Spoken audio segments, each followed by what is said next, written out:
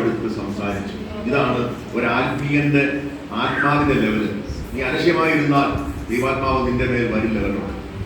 അലക്ഷ്യമായിരുന്നാൽ നിനക്ക് ദൈവസാന്നിധ്യം പ്രാപിച്ച് മടങ്ങിപ്പോകാൻ പറ്റിയത്. ഒരു ധ്യാനം നമുക്ക് ആവശ്യമാണ്. ഒന്നാമത് ആ സങ്കീർത്തനം നമ്മെ പഠിപ്പിക്കുന്നത് നമ്മുടെ കുറവുകളെ ഏറ്റു പറയണമെന്നാണ്. നാവ് കൊണ്ട് പാപം ചെയ്യുന്നവരാണ് ഇവിടെ ഇരിക്കുന്ന മിക്കതും. നാവ് കൊണ്ട് സത്യം പറഞ്ഞ ഏറ്റവും കൂടുതൽ ഈ മക്കളെ നാവ് കൊണ്ട് പാപം ചെയ്യുന്നവർ ആരാണെന്ന് ചോദിച്ചാൽ ബന്ധുക്കോസുകാരാണ്. അതിനകത്ത് ഒരു മാറ്റവുമില്ല. ഏറ്റവും കൂടുതൽ നാവ് കൊണ്ട് പാപം ചെയ്യുക, ദേവാസന്മാരെ കുറ്റം പറയുക, വിശ്വാസികൾ ചെയ്ത് പറയുക, കുറ്റം പറയുക, അതുപോലെ മറ്റുള്ളവരുടെ നുണ പറയുക, ഇല്ലാത്ത കാര്യം പറഞ്ഞുണ്ടാക്കുക. ഇന്ന് ആത്മീയ വളർന്ന് നടക്കുന്ന സംഭവമാണ്. തരം കിട്ടിയാൽ അവർക്ക് പണി കൊടുക്കുന്ന പരിപാടിയാണ്. ഇവരുടെ നാവ് കൊണ്ട് തന്നെ ഇവര് സർപ്പവിഷം പോലെ നാവിനെ കുറിച്ച് വചനം പഠിപ്പിക്കുന്നത് അവന്റെ നാവിൽ സർപ്പവിഷമുണ്ടെന്നാണ്. അല്ലേ? യാക്കോബ് പറയുന്നത് നാവിനെ കുറിച്ച് മാത്രം ഒരു അധ്യായം എഴുതിയ ആളാണ് യാക്കോബ്. അവസാനം യാക്കോബ് പറയാ, ഒരേ ഉറവയിൽ നിന്ന് കയ്പിന്റെയും മധുരത്തിന്റെയും വെള്ളം എങ്ങനെ പൊട്ടി പുറപ്പെട്ടു വരുമെന്നാണ് ചോദിക്കുന്നത്. അല്ലേ? എന്നിട്ട് പറയുകയാണ്, ഇത് പൈശാചികമാണ്, ഇത് പ്രാകൃതമാണ്, ഇത് ഭൗമികമാണ്, ഒരിക്കലും ദൈവികമല്ല. അതുകൊണ്ട് നാവിനെ സൂക്ഷിക്കാത്ത ഒരു മനുഷ്യനും കൃപ പ്രാപിക്കാൻ പറ്റിയില്ല കേട്ടോ. അവരെന്നും പ്രശ്നങ്ങളായിരിക്കും, അവരുടെ ജീവിതം എന്നും ദുരിതമായിരിക്കും. ദൈവമായിട്ട് അവന് ഒരു ബന്ധവും ഉണ്ടാകത്തില്ല. അവന്റെ പ്രാർത്ഥന ഉയരെ ചെല്ലത്തില്ല. നാവുകൊണ്ട് പാപം ചെയ്യുന്നവന്റെ പ്രാർത്ഥന ഉയരെ ചെല്ലത്തില്ല. അതാണ് ഏറ്റവും വലിയ പ്രശ്നം. അതുകൊണ്ട് ഓരോ വിശുദ്ധനും നാവിനെ കുറിച്ച് സങ്കീർത്തനങ്ങൾ തന്നെ 4 സങ്കീർത്തനം എഴുതിയിട്ടുണ്ട് നാവിനെ കുറിച്ച് മാത്രം. അതുകൊണ്ട് ഈ മക്കളെ നാവ് നമ്മൾ ഏറ്റവും ദൈവഭാഗം വരുമ്പോൾ ശുദ്ധീകരിക്കേണ്ട ഒരു അവയവമാണ് നാവ്. അതുകൊണ്ട് നീ സ്തോത്രം പറയുന്ന അതേ നാവ് കൊണ്ടല്ലേ മറ്റൊരുത്തനെ കുതികാൽ വെട്ടുന്നത്, മറ്റൊരുത്തനെ കുറിച്ച് അപവാദം പറയുന്നത്, മറ്റൊരുത്തനെ വേദനിപ്പിക്കുന്നത്, മറ്റൊരുത്തനെ കുറിച്ച് നീ പറയേണ്ടാത്ത കാര്യം, നീ പറയാൻ പാടില്ലാത്ത കാര്യം മറ്റൊരുത്തനെ കുറിച്ച് പറയുമ്പോൾ അവന്റെ മനസ്സെത്ര വേദനയെന്നറിയാം മക്കളെ. അതുകൊണ്ട് സൗകര്യമാരുടെയാണ് ഏറ്റവും നാവ് കൊണ്ട് പാപം ചെയ്യുന്ന ആരാണെന്ന് ചോദിച്ചാൽ പെന്തക്കോസ് ആരാന്ന് ചോദിക്കും. പെന്തക്കോസിൽ ഏത് വിഭാഗക്കാരാ? ഞാനല്ല പറഞ്ഞ കേട്ടോ, പറഞ്ഞത് പിന്നെ സൗകര്യമാണ്. അതുകൊണ്ട് സൗകര്യമാരെന്നോട് പറഞ്ഞത് സൗകര്യമാണ് പറഞ്ഞത്. ഞാൻ ആരാന്നാ ചോദിച്ചത്, സൗകര്യമാരാണോ സൗകര്യമാരാണോ? സൗകര്യമായ സൗകര്യം പറഞ്ഞാൽ ഞാൻ സൗകര്യമാരാണ്. അതുകൊണ്ട് ആരും കണക്കരുത്. ഞാനല്ല പറഞ്ഞത്, സൗകര്യക്ക് പറയാനുള്ള അവസരം കൊടുത്തതാണ്. അതുകൊണ്ട് എന്തെങ്കിലും കണക്കുണ്ടെങ്കിൽ നിങ്ങൾ പുറത്തിറങ്ങുന്ന സൗകര്യം ചോദിച്ചു. ഞാൻ യാതൊരു സമ്മതവുമില്ല. പക്ഷെ പുള്ളിക്കാരത്തി പറഞ്ഞത് ഒരു പരിധി വരെ ശരിയാണ്. ഏറ്റവും അപവാദ പ്രചരണം ഉണ്ടാക്കുകയും മറ്റൊരു മനുഷ്യനെ കീറി മുറിക്കുകയും അവന്റെ ആത്മീയത്തെ തകർക്കുകയും ചെയ്യുന്നത് സഹോദരിമാരുടെ ഇടയിലാണ്. അവരാണ് അവിക്കാതെ പറഞ്ഞുണ്ടാക്കാതെ. ഏറ്റവും ഞാൻ പറഞ്ഞത് നമ്മുടെ സഭയുടെ വിഷയം മാത്രമല്ല, എല്ലാ സഭകളിലും സഹോദരിമാര് 2 പേര് ഒരുമിച്ച് കൂടിയാൽ അവര് പറയുന്നത് മുഴുവൻ നുണയായി. അവരൊക്കെ നല്ല ആൾക്കാർ, മറ്റുള്ളവരെല്ലാം വെറും മോശക്കാരാണെന്നേ പറയും. അങ്ങനെ പറയുമ്പോൾ തന്നെ നീ ഓർത്തോ, കൃപ ചോരുക. ഇങ്ങനെയാണ് വചനം പറയുന്നത്. ഒരേ നാവിൽ നീ സ്തോത്രവും അതേ നാവ് കൊണ്ട് കയ്പിന്റെയും ഭൗമികവും പൈശാചികവുമായ വാക്കുകളെ നീ എങ്ങനെ സംസാരിക്കുമെന്നാണ് വചനം പറയുന്നത്. അതുകൊണ്ട് ദൈവങ്ങളെ നമ്മൾ ഏറ്റവും ശ്രദ്ധിക്കേണ്ടതും നമ്മൾ ഏറ്റവും ഭയപ്പെടേണ്ടതുമായത് ദൈവമുമ്പാകെ നീ കഴിക്കുന്ന പ്രാർത്ഥന പോലും ഉയരെ ചെല്ലത്തില്ല.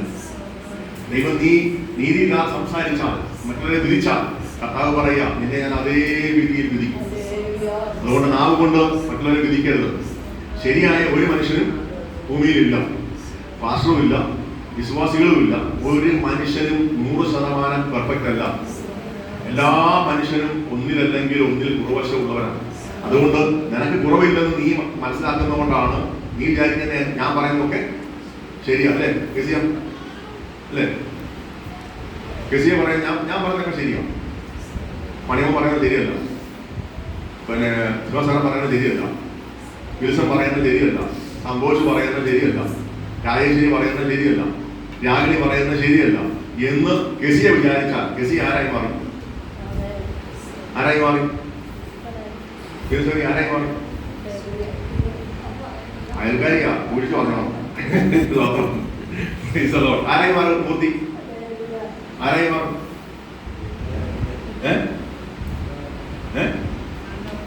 അറിയത്തില്ലേ? ഗസി പറയും ഞാൻ മാത്രമേ നീതിയുള്ളൂ, ഇവരാരും നീതിയില്ല. ഗസി ആരായി മാറുന്നത്? യേശുവിന്റെ വാക്കിൽ ആരായി മാറും? പരീക്ഷനായി മാറും. പരീക്ഷന പറയുന്നത് ഞാൻ ഒരു പാപം ചെയ്തിട്ടില്ല, ഞാൻ ദശാംശം കൊടുക്കുന്നുണ്ട്, ഞാൻ പതാരം കൊടുക്കുന്നുണ്ട്, ഞാൻ ഉപവസിക്കുന്നുണ്ട്, ഞാൻ പ്രാർത്ഥിക്കുന്നുണ്ട്, ഈ നിൽക്കുന്നവനെ പോലെ അല്ലെന്നവൻ. ആരെ നോക്കിട്ട് പറഞ്ഞേ?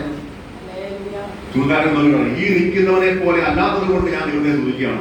യേശു പറയാ അവൻ നീതീകരണം പ്രാപിക്കാതെ പോയി, ആ ചുമക്കാരൻ നീതീകരണം പ്രാപിച്ചു. കുറ്റം പറയുന്ന നീ നീതീകരണം പ്രാപിക്കാതെ പോകുമ്പോൾ കുറ്റം പറഞ്ഞവൻ നീതീകരണം പ്രാപിച്ചുകൊണ്ട് പോകും.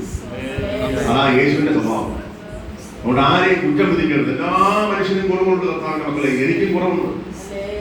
ഞാനും ഒരിക്കലും തിരിഞ്ഞവനാകുന്നില്ല. എന്റെ മരണാവസാനം വരെയും എവിടെയെങ്കിലുമൊക്കെ കുറവുണ്ട്. ഞാൻ മരിക്കുമ്പോൾ പറയേണ്ടത് കർത്താവെ ചെയ്യേണ്ട പോലെ ഒന്നും ഞാൻ ചെയ്തിട്ടില്ല, ഓടേണ്ട പോലെ ഒന്നും ഞാൻ ഓടിയിട്ടില്ല, നടക്കേണ്ട പോലെ ഒന്നും ഞാൻ നടന്നിട്ടില്ലെന്നാണ് പറയേണ്ടത്. അങ്ങനെ പറഞ്ഞ ഒരു മനുഷ്യനേ ഉള്ളൂ പൗലോസ്. പുള്ളി ഭാര്യയെ വേണ്ട, പിള്ളേരെ വേണ്ട, പണവും വേണ്ട, സമ്പത്തും വേണ്ട, കാശും വേണ്ട, പദവിയും വേണ്ട, ഒന്നും വേണ്ട. ഇതെല്ലാം ക്രിസ്തുവിനടുത്ത് ഞാൻ ചേരണമെന്ന് എണ്ണി. അതിനുശേഷം ഒരൊറ്റ ഭക്തനെ അങ്ങനെ കണ്ടിട്ടില്ല. ഇന്ന് വരെ കണ്ടിട്ടില്ല. അങ്ങനെ ഒരു ഭക്തനെ ഞാൻ കണ്ടിട്ടില്ല. KP ഒരിക്കൽ പറഞ്ഞു, പണം കൊണ്ട് വല്ല കാര്യമുണ്ടോ? പണമൊക്കെ വെറും നശ്വരമാണ് മക്കളെ. യേശു മാത്രമേ ഉള്ളൂ. അവസാനം കാറിന് ഡിക്കിയിൽ പോലും 16 കോടി രൂപയാണ്. ആര് പിടിക്കാതിരിക്കാൻ? കസ്റ്റമേഴ്സൊക്കെ ഒന്ന് പിടിക്കാതിരിക്കാൻ വേണ്ടി എവിടെ വെച്ചാൽ പണം മുഴുവൻ കാറിന് ഡിക്കിയിട്ട് ചെയ്തു. എന്നിട്ട് അവസാനം എങ്ങനെയാ മരിച്ചത്? ഒരു ദൈവഹിതമില്ലാത്തൊരു മനുഷ്യനായി, തിരുമേനിയും അയ്മേനിയുമായി, പണക്കൊതി മൂത്ത് പദവി മേടിച്ച്, കോടികൾ കൊടുത്ത് പദവി മേടിച്ച്, സർക്കാരിന് കോടികൾ കൊടുത്തു, തന്റെ കേസൊക്കെ ഒതുക്കി തീർത്തു. ഇങ്ങനെ ഒരു ദുഷ്ടനായി മരിക്കേണ്ട വന്നു. അതുകൊണ്ട് കർത്താവിന്റെ മക്കളെ, പറയുന്നതിൽ ഉറച്ചു നിൽക്കണം. നീ മറ്റുള്ളവരെ കുറ്റം പറയാതെ ദൈവമേ എനിക്ക് കുറവുണ്ടെന്ന് പറഞ്ഞു നോക്കി. അവിടെയാണ് നീ യഥാർത്ഥമായ ഒരു ഭക്തനായി മാറുന്നത്. ഞാൻ എന്റെ തെറ്റുകളെ, ദാവീദ് പറഞ്ഞു, കർത്താവേ എന്റെ കൂടിയിരിക്കുന്ന പ്രജകളെ എന്തൊക്കെ ചെയ്യക്കാരല്ല പറഞ്ഞു, മറഞ്ഞിരിക്കുന്ന എന്തെങ്കിലും പാപം എന്നിലുണ്ടെങ്കിൽ അത് പോക്കി എന്നെ ശുദ്ധീകരിക്കണമെന്ന് ദാവീദ് പ്രാർത്ഥിച്ചത്. ദൈവങ്ങളെ, അതുകൊണ്ടാണ് അവസാനം കർത്താവ് പറയുക, എന്റെ ഹൃദയപ്രകാരമുള്ള ദാവീദ്. അങ്ങനെ പറയാൻ കഴിയണമെങ്കിൽ ദൈവങ്ങളെ, എന്നെ നോക്കിയിട്ട് ഞാൻ പറയണം, നീ ശരിയല്ല. ബിജുവിനോട് ബിജു പറയണം, ബിജു നീ ശരിയല്ല, നീ പറഞ്ഞത് ശരിയല്ല. ഞാൻ ഇവിടെ നിങ്ങളോട് ആളുകൾ തെറ്റായി പറഞ്ഞതിന് ശേഷം ഞാൻ അവിടെ ന്യായീകരിക്കരുത്. ഞാൻ എന്റെ പ്രാർത്ഥനാ കൂടി പറയണം, ബിജു നീ പറഞ്ഞത് ശരിയല്ല, അങ്ങനെ നീ പറയാൻ പാടില്ലായിരുന്നു, അങ്ങനെ ചെയ്യാൻ പാടില്ലായിരുന്നു, നീ ഒരു ദൈവദാസനാണ്, നീ അങ്ങനെ സംസാരിക്കാൻ പാടില്ല എന്ന് ഞാൻ എന്നെ തന്നെ വിധിച്ചാൽ ഞാൻ ലോകത്തോടുകൂടെ വിധിക്കപ്പെടത്തില്ലെന്നാണ് പൗലോസ് പറയുന്നത്. നമ്മുടെ ദൈവങ്ങളെ, നമുക്ക് നമ്മെ നോക്കി വിധിക്കാം, അല്ലാതെ മറ്റവൻ ശരിയല്ല, അവള് ശരിയല്ല, അവൻ ശരിയല്ലെന്ന് പറഞ്ഞാൽ നീന്നെ ഒരിക്കലും ദൈവം ഒരു നീതീകരണമായ മനുഷ്യനായി കാണത്തില്ല. യേശുവിന്റെ സ്വഭാവം തന്നെ തന്നെ കുറ്റം പറയണം. യേശുവിന്റെ മുമ്പിൽ നിൽക്കാൻ യോഗ്യനായ ഒരു മനുഷ്യനും ഉലകത്തിലില്ല. ഉലകത്തിൽ കർത്താവിന്റെ മുമ്പിൽ ഞാൻ നിൽക്കുമെന്ന് പറയാൻ കഴിയുന്ന ഒരുത്തനുമില്ല. വിറയ്ക്കാതെ അവന്റെ മുമ്പിൽ നിൽക്കാൻ പറ്റില്ല നമുക്ക്, അല്ലേ? എത്ര രാജാവാണെങ്കിലും, എത്ര അഭിഷേകമുള്ളവനാണെങ്കിലും, എത്ര പ്രവാചകനാണെങ്കിലും, എത്ര വലിയ ഭക്തനാണെങ്കിലും യഹോവയുടെ മുമ്പിൽ വരുമ്പോൾ യഹൂദൻ വിറച്ചിരിക്കും. ഇന്ന് വിറയൊന്നും ഇല്ലാത്തത് നമുക്ക് മാത്രമേ ഉള്ളൂ. പെന്തക്കോസ്തുകാർ അവർ വിചാരം യേശു എന്ന് പറഞ്ഞാൽ പോകഞ്ഞു കിടക്കുന്ന ആളാ, എന്ത് പറഞ്ഞാലും ഞങ്ങൾ പറയുന്ന പോലെ പുള്ളിയെ അനുസരിക്കുന്നു. നിയമങ്ങളെ, അതാണ് നമ്മുടെ ഏറ്റവും വലിയ തകർച്ചയും. ഇന്ന് ദൈവാത്മാവിനോട് ദൂത് പറയുക, നിങ്ങളുടെ നാവിനെ കൊണ്ട് നിങ്ങൾ പാപം ചെയ്തെങ്കിൽ ഇന്നത് ഏറ്റു പറഞ്ഞാലേ ഒരു ചലനം ഉണ്ടാകും. ചലിക്കുന്ന ഒരു പ്രാണിയായി നീ മാറണമെങ്കിൽ നിന്റെ നാവിനെ നീ കടിഞ്ഞാണിട്ട് കാക്കുമെന്ന് പറയണം. യാക്കോബ് പറയുന്നത് നാവിനെ കടിഞ്ഞാണിട്ട് കാക്കണം. മനുഷ്യന് കുതിരകളെയും കപ്പലിനെയും ഒക്കെ കടിഞ്ഞാണിടാൻ പറ്റും, പക്ഷേ മനുഷ്യന്റെ നാവിനെ മെരുക്കുവാൻ അതിന് കഴിയുന്നില്ലെന്നാണ് യാക്കോബ് പറയുന്നത്. മെരുക്കാൻ കഴിയില്ലെങ്കിൽ അവനൊരു പ്രാകൃത മനുഷ്യനാണ്, അവനൊരു പൈശാചികന്റെ പിടികിടന്ന മനുഷ്യനാണ്. അപവാദം പറഞ്ഞു വരുത്തുന്നവൻ ഒരു പൈശാചികനാണ്. നമുക്കറിയാം, ശിമായി എന്ന് പറയുന്ന ഒരുത്തൻ ദാവീദിനെ അങ്ങോട്ട് ശപിക്കുക, നീജ നീ നിമിത്തം എല്ലാം തകർത്തു, നീജ നീജ എന്ന് പറഞ്ഞ് ഒരു 10 പ്രാവശ്യം തമിച്ചു. ഒരുത്തൻ പറഞ്ഞു ഞാൻ വെട്ട വേദന നോക്കി.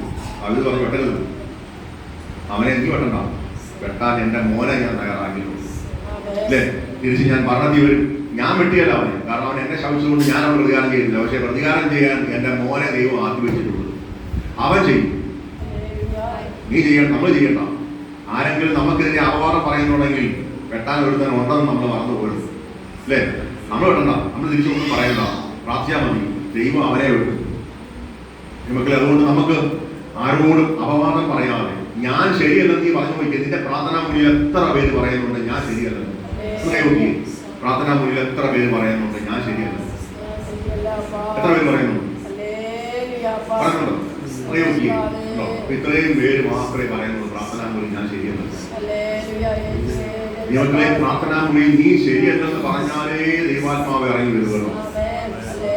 കാരണം ഒരു മനുഷ്യനും ദൈവം മുമ്പാകെ നിൽക്കാൻ കഴിയത്തില്ല. റോമാലേഖനത്തിൽ പൗലോസ് പഴയ നിയമത്തിൽ നിന്ന് കോട്ട് ചെയ്ത് പറയുക, നീതിമാൻ ഒരുത്തനുമില്ല, ഒരുത്തൻ പോലും നീതിമാൻ എന്ന് പറയാൻ ഇല്ല. കാരണം കർത്താവിന്റെ മുമ്പിൽ നീതിമാൻ എന്ന് പറയാൻ ഒരു മനുഷ്യനും കഴിയത്തില്ല. ദൈവം നിന്നെ നീതീകരിക്കണം. അത് ദിനം പ്രതി നിന്റെ പ്രാർത്ഥനാ മുറിയിലും നിന്റെ ആരാധനാ മുറിയിലും ദൈവമേ നിരക്കത്തായ നീതീകരണത്തിലേക്ക് കൊണ്ടുവരണമേ, ഞാൻ ഇന്നെ തെറ്റുകൾ ചെയ്തു, ഞാൻ കൊള്ളരാത്തവനാണ് എന്ന് നീ പറയുമ്പോഴാണ് ദൈവം നിന്നെ കൊള്ളാകുന്നവനാക്കി തീർക്കുന്നത്. യെശയ്യാവ് പറഞ്ഞു, ഞാൻ മെയിൻ പ്രവാചകനാ, എന്നെ പ്രവാചകന. കാരണം മശിക 700 വർഷങ്ങൾക്ക് ശേഷം മശിക വരാൻ പോകുന്നത് ഞാൻ ആത്മാവിൽ പ്രവചിച്ചവനാ. അതുകൊണ്ട് എനിക്ക് ഇനി ഒന്നും പറയേണ്ട ആവശ്യമില്ല. പക്ഷേ കർത്താവിന്റെ ആരാധനയെ ഒന്ന് കാണിച്ചു കൊടുത്തു. ഊസിയാവ് മരിച്ച ആണ്ടിൽ കർത്താവിന്റെ ആരാധന ഒന്ന് കാണിച്ചു കൊടുത്തപ്പോൾ യെശയ്യാവ് പറയുക, അയ്യോ ദൂതന്മാരുടെ ആരാധന ശ്രദ്ധിച്ചു പുള്ളി നോക്കി. രണ്ടുകൊണ്ട് അവര് മറന്നു, രണ്ടുകൊണ്ട് മുഖം മൂടി, രണ്ടുകൊണ്ട് പാദം മൂടി. അത്ര വിശദമായി ദൈവത്തെ ആരാധിക്കുന്നത് കണ്ടപ്പോൾ യെശയ്യാവ് വിളിച്ചു പറഞ്ഞ, അയ്യോ ഞാൻ ശുദ്ധിയില്ലാത്ത അതിരമുള്ള മനുഷ്യനാണ്. രണ്ടാമത് ശുദ്ധിയില്ലാത്ത അതിരമുള്ള മനുഷ്യന്റെ കൂടെ പാർക്കുന്നവനാണ് എന്ന് സമ്മതിച്ചപ്പോൾ ദൂതൻ ഒരു കനലിൽ ഒരു യാഗപീഠത്തിൽ നിന്ന് ഒരു മുടിൽ കല്ലുമെടുത്തുകൊണ്ട് വന്ന് അവന്റെ നാക്കിലേക്ക് ഒന്ന് മുട്ടിച്ചപ്പോഴാണ് അവൻ നാവെടുത്ത് സംസാരിക്കാൻ തുടങ്ങിയത്. ദൈവങ്ങളെ, ഇന്ന് പകൽക്കാലം ഞാൻ പറയട്ടെ, അവിടെയാണ് കർത്താവ് ചോദിച്ചത്, എനിക്കായി പോകും. നിന്റെ നാവിനെ ശുദ്ധീകരിക്കുമ്പോഴേ കർത്താവ് ചോദിക്കുകയുള്ളൂ. നല്ല വാർത്തയായ സുവിശേഷം പറയുവാൻ നിന്നെ യോഗ്യനാക്കണമെങ്കിൽ നിന്റെ നാവ് ശുദ്ധീകരണമുള്ളതായിരിക്കണം.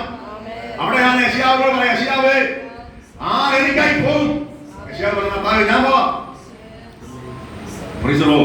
മക്കളെ, നാവിനെ ശുദ്ധീകരിക്കാത്ത ഒറ്റ ഒരു ആരാധനയും ഒരു പ്രാർത്ഥനയും ദൈവം കേൾക്കത്തില്ല കേട്ടോ. വേണ്ടതിനും വേണ്ടാത്തതിനും ഒക്കെ കയറി അഭിപ്രായം പറയാൻ പോകരുത്.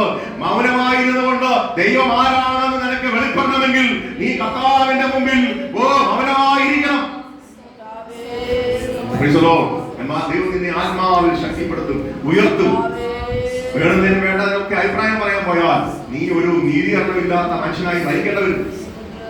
അതുകൊണ്ട് ഇന്ന് പകൽക്കാലം ഈ അനുസൂട്ടിക്ക് മുമ്പ് തന്നെ ദൈവാത്മാവിനോട് പറയുക, ഒന്ന് മൗനമായിരുന്നാട്ടെ. തെറ്റുകളെ, മറഞ്ഞു കിടക്കുന്ന പാപങ്ങളെ ഒന്ന് ഏറ്റു പറഞ്ഞ് ദാവീദ് പറഞ്ഞതുപോലെ, കർത്താവേ എന്നിൽ വ്യസനത്തിന് വല്ല കാര്യങ്ങളും ഉണ്ടോ, വ്യസനത്തിന് വല്ല മാർഗങ്ങളും ഉണ്ടോ എന്ന് എന്നെ ഒന്ന് നോക്കണമേ എന്നാ പറഞ്ഞത്, അല്ലേ? എനിക്ക് വ്യസനിക്കാൻ എന്തെങ്കിലും കാരണം എന്റെ ഉള്ളിലുണ്ടോ? ഉണ്ടെങ്കിൽ ഒന്ന് പറഞ്ഞേ കർത്താവേ, ഞാൻ ഒന്ന് കരയട്ടെ. ഈ മക്കളെ, ഇന്ന് നിന്റെ പാപത്തെ നോക്കിക്കൊണ്ട് നിനക്ക് കരയാൻ കഴിയണം. നിന്റെ നാവ് ശരിയല്ലെന്ന് നീ പറഞ്ഞേ പറ്റൂ. മനുഷ്യനായി പിറന്ന പ്രത്യേകിച്ച് പെന്തക്കോസ്തുകാരൻ പിശാചിന്റെ പിടിയാളായി മാറാറുണ്ട്. അപവാദം പറഞ്ഞു വരുത്തുക, ദൈവദാസന്മാരും ദൈവമക്കളും എല്ലാവരും ദൈവദാസിമാരും എല്ലാം അതിൽ കിടക്കുക, അപവാദം പറഞ്ഞു വരുത്തുക. അതുകൊണ്ട് നിന്റെ നാവ് ശുദ്ധിയല്ല ദൈവമക്കളെ. യെശയ്യാവിനെ പോലെ ഒന്ന് കണ്ടാട്ടെ, ആ ഉയർത്തും പൊങ്ങിയും ഇരിക്കുന്ന സിംഹാസനം. എന്റെ ദൈവം മഹോന്നതനായ ദൈവവും അവന്റെ പുത്രൻ ആ മടിയിൽ കിടക്കുന്ന കണ്ടേ. അവിടെ ആ സിംഹാസനം വലത്തും ഇടത്തുമായി ഇരിക്കുന്ന സിംഹാസനം, പിതാവായ ദൈവത്തിന്റെ സിംഹാസനത്തിന്റെ വലതുഭാഗത്ത് പുത്രനായ അധികാരി ഇരിക്കുന്ന നീ ഒന്ന് കണ്ടേ. ദൂതന്മാർ ചുറ്റും നിന്നുകൊണ്ട് രാപ്പകൽ അവനെ ആരാധിക്കുന്നത് കണ്ടേ. ആ യെശയ്യാവ് കണ്ടതുപോലെ രണ്ടുകൊണ്ട് പറക്കുന്നത് നോക്കിക്കേ, രണ്ടുകൊണ്ട് കാൽപ്പാദം മൂടുന്നത് നോക്കിക്കേ, രണ്ടുകൊണ്ട് അവര് മുഖം പൊത്തി അവർ പറയുന്ന വാക്കിതാണ്, പരിശുദ്ധൻ പരിശുദ്ധൻ പരിശുദ്ധൻ. അങ്ങനെ ഒന്ന് ആത്മാവിൽ പറഞ്ഞു നോക്കിക്കേ. ഇന്ന് നിന്റെ ധ്യാനത്തിൽ നീ എത്താൻ പോകുകയാണ്. നീ നാവെടുത്ത് സംസാരിക്കാൻ പോകുകയാണ്. നീ ദൈവത്തെ ആരാധിക്കുവാൻ നിന്റെ മുമ്പിലേക്ക് അവന്റെ തീയുടെ ശക്തി ഇറങ്ങി വരാൻ പോകുകയാണ്. അവൻ നിന്റെ സകല പാപങ്ങളെ ദഹിപ്പിച്ച് നിന്റെ സകല പാപങ്ങളെയും ശുദ്ധീകരിച്ച് പുത്രന്റെ ചങ്കിലെ ചോരയാ നിന്നെ കഴുകി ഇന്ന് നീ അവനെ ആരാധിപ്പാൻ ദൈവം നിന്നെ ഒരുക്കാൻ പോവുകയാണ്. ഒരുമിച്ച് എല്ലാവരും ചേർന്നാട്ടെ, കണ്ണടച്ചാട്ടെ. ആ പുത്രനെ ഒന്ന് ചുമിപ്പാൻ, പുത്രന്റെ മുമ്പിൽ ഒന്ന് വിറയലോടെ ഭയത്തോടെ അവനെ ഒന്ന് സേവിപ്പാൻ തീരുമാനമെടുത്ത്, കർത്താവേ യോഗ്യമല്ലാത്തതൊന്നും ഞാൻ ഇനി സംസാരിക്കത്തില്ല, യോഗ്യമല്ലാത്തതൊന്നും ഞാൻ ഇനി പറയത്തില്ല. ഒരു തീരുമാനമെടുക്കുക. ഒരു മനുഷ്യനെ ഞാൻ ഇനി വേദനിക്കത്തില്ല, എന്റെ നാവ് കൊണ്ട് ഞാൻ ആരെയും വേദനിപ്പിക്കത്തില്ല. പറഞ്ഞ കർത്താവിന്റെ മക്കളെ, നിങ്ങൾക്ക് ഒരു ഉപകാരമില്ലാത്ത കാര്യം പറഞ്ഞാൽ നിങ്ങൾ കർത്താവിന്റെ മുമ്പിൽ വിശാലതയ്ക്ക് യോഗ്യനായി തീരുന്നു. അങ്ങനെ പറഞ്ഞുകൊണ്ട് നമുക്ക് എന്തെങ്കിലും ഗുണമുണ്ടോ? ഒരുത്തിനെ കുറിച്ച് അപവാദം പറഞ്ഞുകൊണ്ട് നമുക്കൊരു ഗുണവുമില്ല. പക്ഷെ നമ്മളത് പറയും. അതുകൊണ്ട് നമുക്ക് ഒരുമിച്ച് പ്രാർത്ഥിക്കാം. എല്ലാം കണ്ടു പറയട്ടെ. ഇത് കേൾക്കാൻ പോകുന്ന വചനം നമുക്കൊരു ആത്മീയ വിടുതൽ ഉണ്ടാകണമെങ്കിൽ നീ വിടുതൽ പ്രാപിച്ച വ്യക്തിയായിട്ട് ഇരിക്കണം. വിടുതലില്ലാത്ത വ്യക്തിയായി നീ ഇരിക്കുമ്പോൾ നിനക്ക് ഒരിക്കലും നമ്മുടെ കർത്താവിന്റെ മുമ്പിൽ നമുക്ക് തന്നെ നമ്മളെ തന്നെ ഏൽപ്പിച്ചു കൊടുത്താണ് നമുക്ക് പ്രാർത്ഥിക്കാം. നമ്മൾ ആ കർത്താവിന്റെ ധ്യാനത്തിങ്കൽ തീ കത്തത്തക്കവണ്ണം നമുക്ക് ഒരുമിച്ച് നമ്മളെ ഒന്ന് ഏൽപ്പിച്ചു കൊടുക്കാം. പൂർവശങ്ങളെ നമുക്ക് ഏറ്റു പറയാം. ഒരു ശുദ്ധീകരണം കൂടാതെ കർത്താവിനെ പ്രസാദിപ്പിക്കാൻ നമുക്ക് കഴിയത്തില്ല കേട്ടോ. പാസ്റ്ററായ ഞാനായാലും നിങ്ങളായാലും ഒരു ശുദ്ധീകരണമില്ലാതെ ഒരിക്കലും നമ്മുടെ ഉടയവനെ പ്രസാദിപ്പിക്കുവാൻ നമുക്ക് കഴിയുന്നില്ല. ഒരുമിച്ച് നമുക്ക് പ്രാർത്ഥിക്കാം. നമ്മുടെ കണ്ണുകളൊക്കെ കർത്താവിനെ അറിയട്ടെ. കുഞ്ഞുങ്ങളെ നോക്കണ്ട, കുഞ്ഞുങ്ങളെ ഞാൻ നോക്കും. അവന്മാരെ മര്യാദയ്ക്ക് എടുക്കുന്നത് എന്റെ ചുമതലയായതുകൊണ്ട് ഞാൻ അവരെ മര്യാദയ്ക്ക് ഇരിക്കുള്ളൂ. നിങ്ങൾ ആരും കുഞ്ഞുങ്ങളെ ശ്രദ്ധിക്കണം. നിങ്ങളെല്ലാവരും അവന്റെ മുമ്പിലേക്ക് വന്ന് ഏൽപ്പിച്ചു കൊടുത്തേ. ഇന്ന് സ്വർഗീയ തീ അനുഭവിച്ച്, സ്വർഗീയ തീയുടെ ശക്തി അനുഭവിച്ച് നമുക്ക് ഒരുമിച്ച് ദൈവത്തെ ഒന്ന് ആരാധിപ്പാൻ, കർത്താവിന്റെ കൃപയിൽ ഒന്ന് ശക്തിയോടെ നിൽപ്പാൻ നമുക്കൊന്ന് ഏൽപ്പിച്ചു കൊടുക്കാം. അവസരമായിട്ടൊന്നും നമ്മുടെ ജീവിതത്തിൽ ഉണ്ടാകരുത്. എന്റെയും നിന്റെയും ജീവിതത്തിൽ ഞാൻ പറഞ്ഞല്ലോ, ഞാൻ ഒരിക്കലും 100% ക്ലിയറായ മനുഷ്യനാണെന്ന് എനിക്ക് പറയാൻ പറ്റിയത്. ഞാൻ മക്കളുടെ കർത്താവിൽ ഞാൻ 60% പോലും ആയിട്ടില്ല. ഇനി ബാക്കി കൂടെ നീ എന്നെ ഒന്ന് ആക്കണമെന്നാണ് ഞാൻ പ്രാർത്ഥിക്കുന്നത്. ഞാൻ ഓർക്കുക, എന്റെ രോഗവും ഭാരമൊക്കെ ദൈവം എന്നെ പിന്നെയും ശക്തനാക്കി മാറ്റാൻ ഇനി ഞാൻ കുറച്ചും കൂടെ കയറണമെന്ന് ദൈവം ആഗ്രഹിക്കുന്നത് കൊണ്ടാണ് എന്നെ രോഗിയാക്കിയത്. അതുകൊണ്ട് ദൈവങ്ങളെ നമുക്ക് ഒരുമിച്ച് ഒന്ന് പറയാം. കർത്താവേ, നിന്റെ മുമ്പിൽ ഒരു ജഡവും നീതികരണം പ്രാപിച്ചവരല്ല. നിന്റെ മുമ്പിൽ ഒരു ജഡവും നീതിയുള്ളവരല്ല, നീതിമാന്മാരല്ല. പക്ഷേ ചങ്കിലെ ചോരയാൽ ഞങ്ങളെ ഒന്ന് കരുതണമേ. ഇന്ന് ഞങ്ങൾ നീതികരണം പ്രാപിക്കേണ്ടതിന്, അങ്ങേ ആരാധിക്കേണ്ടതിന്, അങ്ങയുടെ വചനം ശ്രമിക്കുമ്പോൾ ഞങ്ങളുടെ ഉള്ളിൽ തീ കത്തേണ്ടതിന്, ഞങ്ങൾ ആത്മാവിൽ ചലിക്കേണ്ടതിന്, ആത്മാവിന്റെ ശക്തി ഞങ്ങളുടെ മേൽ പകരേണ്ടതിന്, ഞങ്ങളെ തന്നെ ശുദ്ധീകരിക്കുന്നപ്പോ എന്നാര് പറയുന്നു അവിടെ മേൽ ദൈവ സാന്നിധ്യം ഇറങ്ങാൻ പോവുക. അവരിന്ന് ആത്മാവിൽ ചലിക്കും, അവരിന്ന് ആത്മാവിൽ അവനെ സ്തുതിക്കും, അവർ ആത്മാവിൽ പ്രാർത്ഥിക്കും, അവർ ആത്മാവിൽ തുള്ളിച്ചാടി അവനെ മഹത്വപ്പെടുത്തും. നീതികരണം പ്രാപിക്കാത്ത ഒരുത്തരും വന്ന പോലെ തിരിച്ചു പോകും. അവർക്കൊരു മാറ്റം ഉണ്ടാകത്തില്ല, അവർക്കൊരു മാറ്റം ഉണ്ടാകത്തില്ല. അഭിഷേകം പ്രാപിക്കാൻ ആഗ്രഹിക്കുന്ന കുഞ്ഞുങ്ങളെ, സഹോദരിമാരെ, സഹോദരന്മാരെ, നീ അഭിഷേകം പ്രാപിക്കുന്നത് കൃത്യമായി സംഭവിക്കുന്ന ഒരു കാര്യമല്ല കേട്ടോ. ഞാൻ പറഞ്ഞല്ലോ, ഒരു മനുഷ്യൻ വർഷങ്ങളായി പ്രാർത്ഥിക്കുക, നീതിയോടെ നടന്നിട്ട് ആ മനുഷ്യൻ അഭിഷേകത്തിന് വേണ്ടി പ്രാർത്ഥിക്കുക. ഏത് പാസ്റ്റർമാർ വന്നാൽ എനിക്ക് അഭിഷേകം പ്രാപിക്കാൻ പറ്റുന്ന ആ മനുഷ്യനെ ഓർക്കുക. അടിയെ വിളിച്ച് അദ്ദേഹം പറഞ്ഞത്, പാസ്റ്ററെ എനിക്ക് അഭിഷേകം പ്രാപിക്കാൻ പ്രാർത്ഥിക്കണമേ. ഞാൻ ആ മനുഷ്യന്റെ ആവശ്യം ഓർത്തു. ഈ കാലഘട്ടത്തിൽ ആർക്കും അഭിഷേകം വേണ്ട. കാരണം മെനക്കെടാൻ സാധ്യമല്ല, മെനക്കെടാൻ താല്പര്യമില്ല, വിശുദ്ധിയിൽ ജീവിക്കാൻ താല്പര്യമില്ല, വിശുദ്ധിയില്ല. നിന്റെ കണ്ണുകൊണ്ട് കാണുന്നത്, ചെവി കൊണ്ട് കേൾക്കുന്നത്, നാവ് കൊണ്ട് സംസാരിക്കുന്നത്, നിന്റെ ശരീരത്തിന്റെ അവയവങ്ങൾ നിനക്ക് പാപകേടുവാകുന്നെങ്കിൽ അഭിഷേകത്തിന്റെ ശക്തി പ്രാപിക്കാൻ കഴിയത്തില്ല. ദൈവത്തിലെ അഭിഷേകത്തെ സൂക്ഷിക്കണമെങ്കിൽ ഇതെല്ലാം ആവശ്യമാണ്. ശിവസ്വനെ പോലെ ജലത്തിൽ കിടന്നിട്ട് നിനക്ക് അഭിഷേകം സൂക്ഷിക്കാൻ കഴിയത്തില്ല കേട്ടോ. ജലത്തിൽ നിന്ന് മാറിയെങ്കിലേ അഭിഷേകത്തിന്റെ ശക്തി പുറപ്പെടുകയുള്ളൂ. അതുകൊണ്ട് ഇന്ന് വാൽക്കാലം നമുക്ക് ഒരുമിച്ച് അഭിഷേകത്തിന്റെ ശക്തിയെ ഒന്ന് പുതുക്കുവാൻ യഹോവയെ കാത്തിരിക്കുന്നവർ ശക്തിയെ പുതുക്കും. പുതുക്കിയിട്ട് അവിടെ ഇരിക്കുകയല്ല, ഇങ്ങനെയാ പറഞ്ഞ അവർ കരുവന്മാരെ പോലെ ചിറകാട്ടിച്ചു വരും. ആ ഉയർച്ചയാണോ താഴ്ചയാണോ ഉള്ളത്? ശക്തിയെ പുതുക്കുന്നവൻ ഉയരെ തന്നെ പറക്കും. ഒരു കഴുതനെ പോലെ അവൻ ഉയരെ പറക്കും. എന്നിട്ട് പറയുക, ഇനി ക്ഷീണിച്ചവൻ ഇരിക്കത്തില്ല, ഇനി അവൻ തളർന്നിരിക്കത്തില്ല, അവൻ ക്ഷീണിച്ച് നടക്കത്തില്ല, തളർന്ന് അവൻ ഓടത്തില്ല. അവൻ ഓടുന്നത് ശക്തിയോടെ ആയിരിക്കും. ഇന്ന് ആ ഒരു അനുഭവം നമ്മുടെ ജീവിതത്തിൽ വരണമെങ്കിൽ നമ്മൾ ഒരുമിച്ച് എന്റെ മക്കളെ നമുക്ക് ഒരുമിച്ച് അവന്റെ മുമ്പിൽ ധ്യാനിക്കാം. ഇന്ന് നിങ്ങളുടെ ധ്യാനത്തിങ്കിൽ ഒരു തീയുടെ ശക്തി വ്യാപരിക്കാൻ പോവുക. നിങ്ങളുടെ ധ്യാനത്തിങ്കിൽ ഒരു തീയുടെ സാന്നിധ്യം ഇറങ്ങാൻ പോവുക. ദൈവാത്മാവിന്റെ വലിയ സാന്നിധ്യം ഇറങ്ങാൻ പോവുക. നിങ്ങളുടെ ധ്യാനത്തിങ്കിൽ തീകപ്പെട്ടേ അതിന്റെ വാചകം തന്നെ എടുത്ത് നമുക്ക് പറയാം. എന്റെ ധ്യാനത്തിങ്കിൽ തീ കത്തി ആത്മാവിന്റെ സാന്നിധ്യം വെളിപ്പെടട്ടെ. കർത്താവേ, ആരാണോ അത് ആഗ്രഹിച്ചതോ അവരുടെ ആത്മാവിന്റെ ശക്തിയെ കാണണമേ. പുതിയ ശക്തി പുതിയ ബലം ഇന്ന് പ്രാപിക്കാം. നിന്റെ നാമോട് പാപം ചെയ്തു പോയ ബലം ഇന്ന് ഏറ്റുപറഞ്ഞിട്ട് കർത്താവിനെ സ്തുതിക്കുക.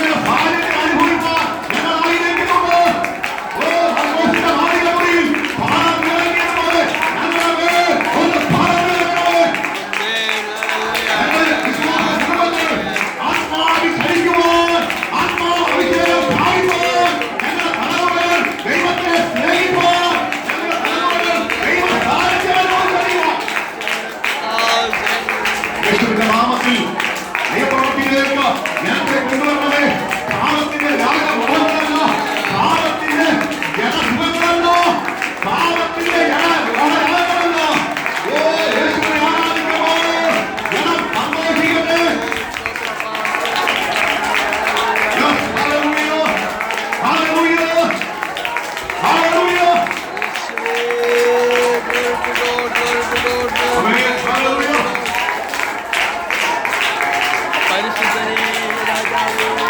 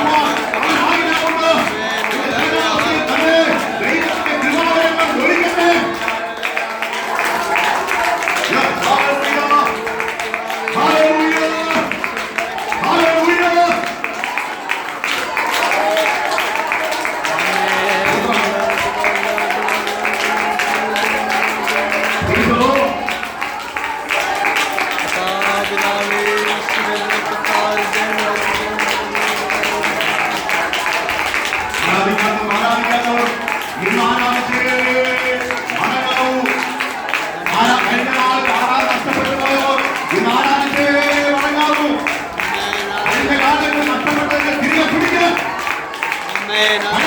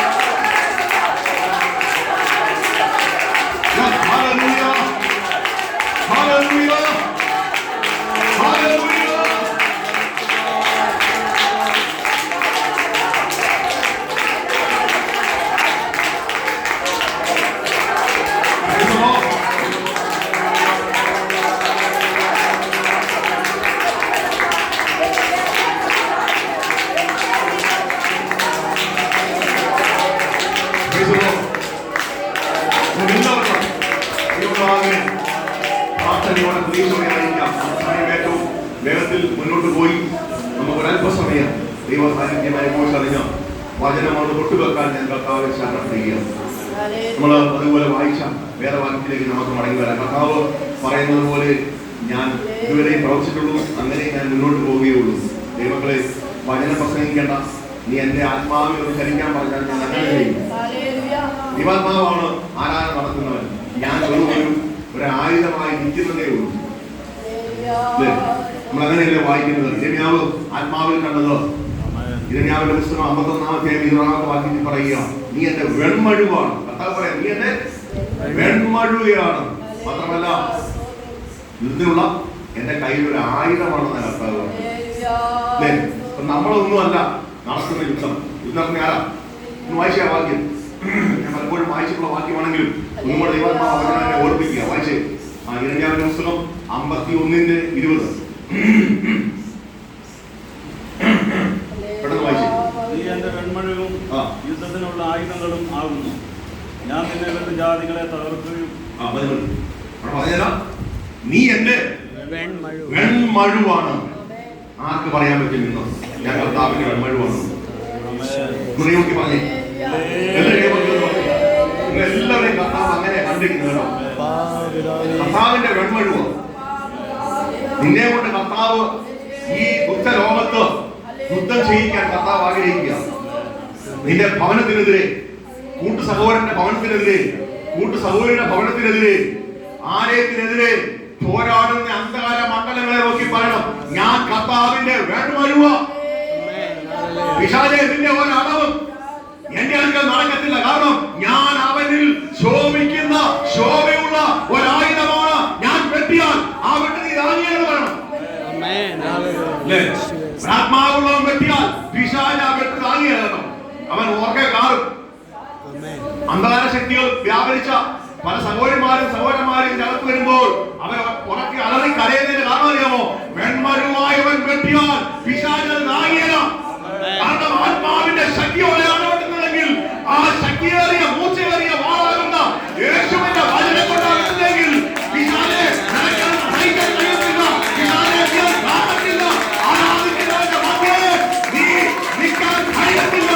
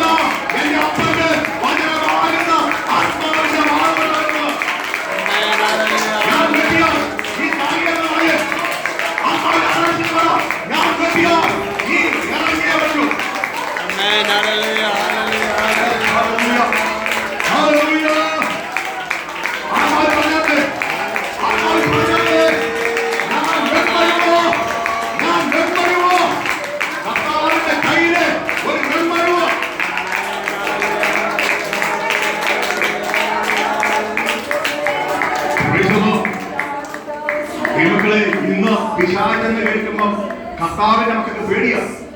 എന്നാൽ കർത്താവ് കർത്താവ് ഇരമ്യാവോട് പറയാം, ഇരമ്യാവേ, എന്റെ മക്കൾ എന്റെ വെൺമരുവ.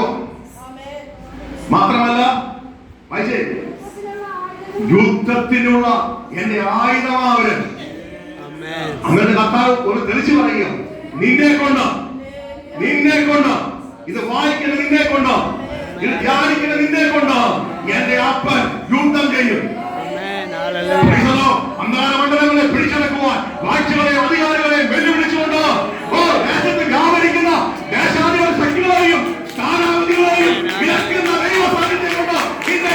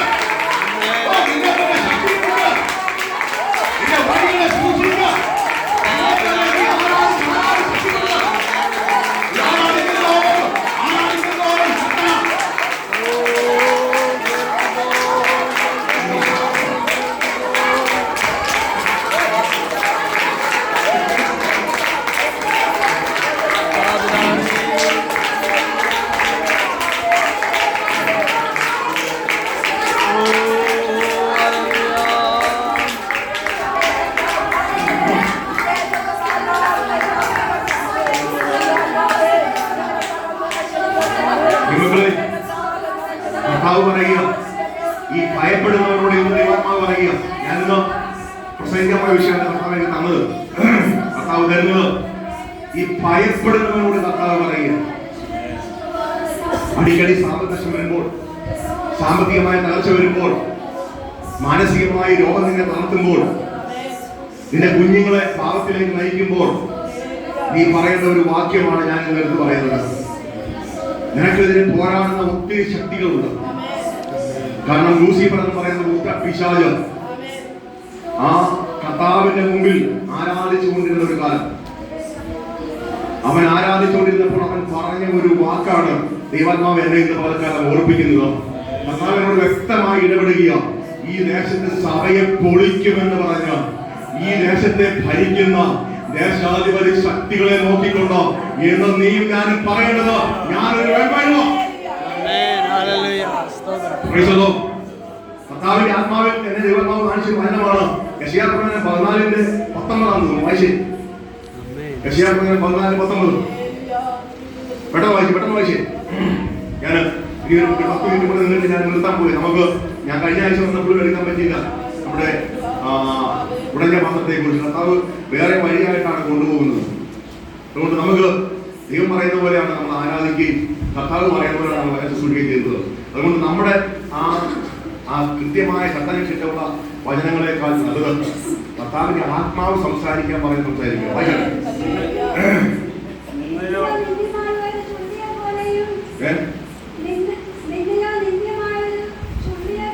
അതിന്റെ ഒരു 16 വായിച്ചേ. സോൾ രാജാവിനോട് പറയുന്നത് പോലെ ദൈവാത്മാവ് പറയുന്ന ഒരു വാക്യം,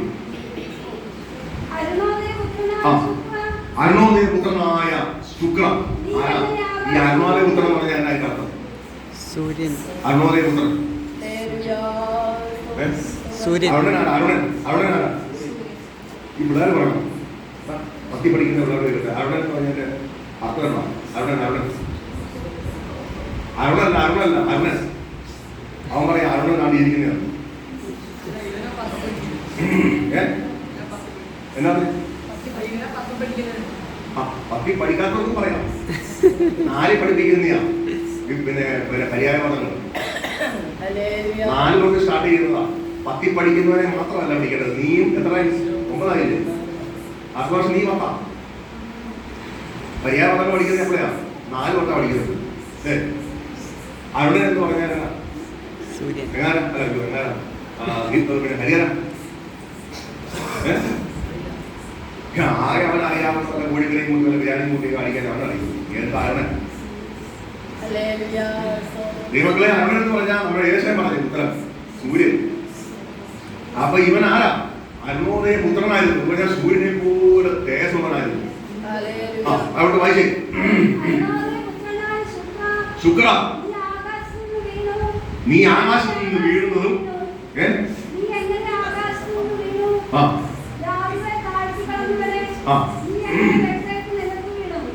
ഉണ്ടോ? ജാതികളെ താഴ്ത്തിക്കളയുന്നവനെ. ദൈവങ്ങളെ ഇന്ന് ജാതിയെ ഭരിക്കുന്ന, ജാതിയെ താഴ്ത്തിക്കളയുന്ന, ജാതിയെ മൂഢവിശ്വാസത്തിലേക്ക് കൊണ്ടുവന്ന ഒരു ശക്തി ഉണ്ടെങ്കിൽ അവന്റെ പേരാ ലൂസിഫർ. അവനാണ് നേതാവ്. അല്ലേ? ഇന്ന് പല നേതാക്കന്മാരായിട്ട് പിശാച് വെളിപ്പെടുമ്പോൾ അതിന്റെയൊക്കെ ഒരു ഉപനേതാവായിട്ട് അവർ വരുന്നത്. എന്നാ ഒരു നേതാവുണ്ട്. അത് കർത്താവായ യേശുവിന്റെ ആ സിദ്ധിയിൽപ്പെട്ട ഒരു ദൂതനാണ്. അവൻ കർത്താവിന്റെ ആ ഉത്തരദിക്കിൽ കയറിയിരുന്ന്, അവന്റെ ഏലത്തോട്ടത്തിൽ കയറിയിരുന്ന് അവനെ പാടി ആരാധിക്കുന്നവരുടെ ശ്രേഷ്ഠരായ പദവിയിൽ ഇരുന്നുകൊണ്ട് സൂര്യ തേജസ്സുള്ള, സൂര്യന്റെ മുഖമുള്ള അവൻ അവിടെ ഇരുന്നുകൊണ്ട് ദൈവത്തെ സ്തുതിച്ചുകൊണ്ടിരുന്നവനാ. പക്ഷേ അവനെ കുറിച്ച് വചനം പറയുക, നീ ജാതികളെ താഴ്ത്തിക്കളഞ്ഞവനായത് എങ്ങനെ? അവിടെ വായിച്ചേ. നീ എങ്ങനെ വേട്ടേറ്റ് നിലത്ത് വീണു? ഇന്ന് നീ പറഞ്ഞേ, പിശാചേ, ദൈവം വാളെടുത്താൽ നിനക്ക് എന്റെ ഭവനത്തിന്റെ മേലോ എന്റെ സഭയുടെ മേലോ നിനക്ക് നിലനിൽക്കാൻ കഴിയത്തില്ല. കാരണം അവൻ വചനം കൊണ്ട് നിന്നെ വെട്ടും. ചില കുടുംബങ്ങളിൽ പോരാടുന്ന പോരുകളെ നോക്കിക്കൊണ്ട് നീ പറഞ്ഞേ, ദൈവം ഇറങ്ങി നിന്നെ വെട്ടിയാൽ ഒരിക്കൽ നിന്നെ വെട്ടി താഴെ ഇട്ടു.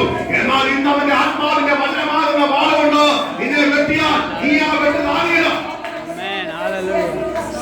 1000 പിശാച് ഒരു മനുഷ്യനെ രാത്രി പകൽ കല്ലറയിൽ ഓടിപ്പിച്ച് അവനെ കൊല്ലാക്കൊല ചെയ്തു മരണത്താൽ പിച്ചി ചീന്തുകയും കത്തി കൊണ്ട് മുറിവേൽപ്പിക്കുകയും കല്ലുകൊണ്ട് മുറിവേൽപ്പിക്കുകയും ചെയ്തു.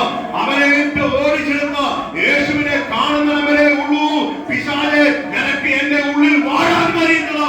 യേശു വന്നാൽ, യേശുവിന്റെ ആത്മാവ് ഇറങ്ങിയാൽ പിശാചേ, നിനക്ക് എന്റെ ഉള്ളിൽ വാഴാൻ കഴിയത്തില്ല.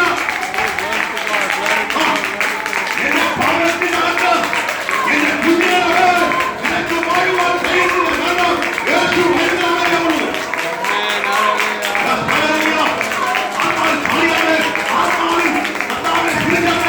അവൻ വരുന്നവരേ ഉള്ളൂ. പിശാചിന്റെ ശക്തി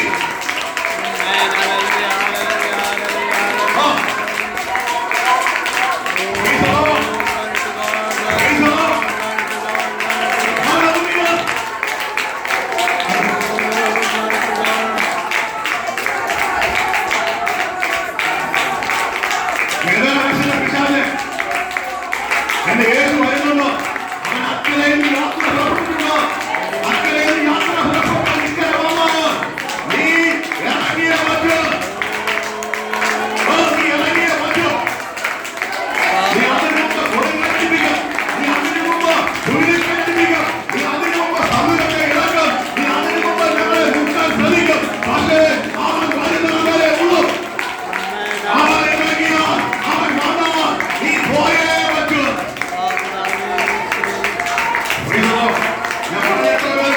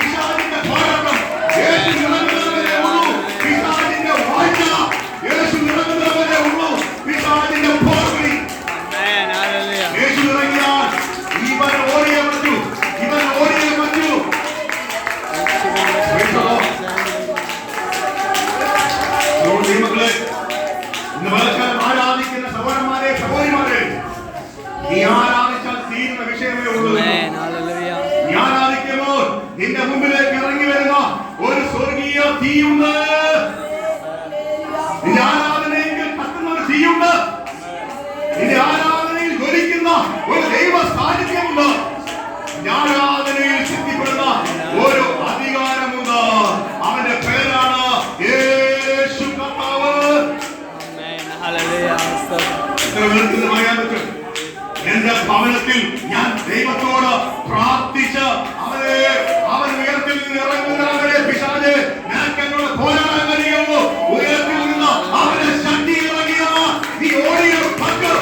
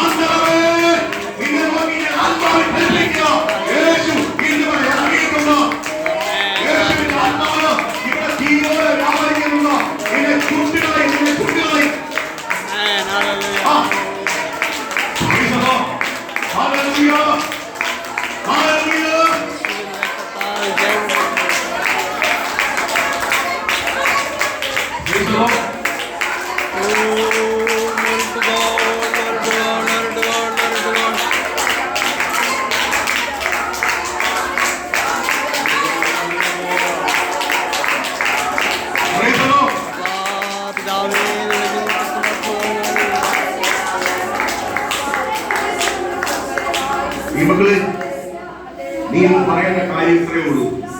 എന്റെ യേശു ഇറങ്ങുന്ന വരെ നീ എന്റെ വീട്ടിൽ വസിക്കും. യേശു ഇറങ്ങിയാൽ നീ ഓടിയേ പറ്റൂ, നീ പോയേ പറ്റൂ. മിണ്ടതെന്ന് പറഞ്ഞാൽ എന്നവർക്ക് മിണ്ടാൻ അനുവാദമില്ല. ഇവൻ യേശുവിനെ കണ്ടപ്പോൾ നിലവിളിച്ചുകൊണ്ട് വന്നു.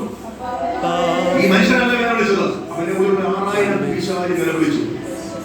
അത്യുന്നതനായ ദൈവത്തിന്റെ പുത്ര, എനിക്ക് നിനക്കും തമ്മിൽ എന്തോ? സമയത്തിന് മുമ്പേ ആ വാക്യമാണ്. സമയമായിട്ടില്ല. പിശാച് പറയുക, ഞാൻ ഈ വീട്ടിൽ ഇറങ്ങാൻ സമയമായിട്ടില്ല, കാരണം പാപം ചെയ്യുക.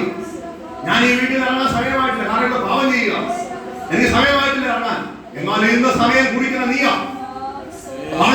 ഞാൻ ഈ പാപത്തിൽ ജീവിക്കത്തില്ല, ഞാൻ പാപത്തോട് വിട പറയുക. ഇനി ഞാൻ പാപത്തിൽ ജീവിക്കത്തില്ല കർത്താവേ, നിനക്ക് വേണ്ടി ജീവിക്കാൻ പോകുക എന്ന് പറഞ്ഞാൽ ഇന്ന് സമയത്തിന് മുമ്പ് പിശാചിനെ നിന്റെ ഭവനത്തിൽ നിന്ന്, നിന്റെ ദേശത്തിൽ നിന്ന്, നിന്റെ നാട്ടിൽ നിന്ന് ഓടിച്ച നിന്നെ സ്വതന്ത്രനാക്കുന്ന ഒരുവൻ നിന്റെ മധ്യ വന്നിട്ടുണ്ട്. നിന്റെ മധ്യ വന്നിട്ടുണ്ട്.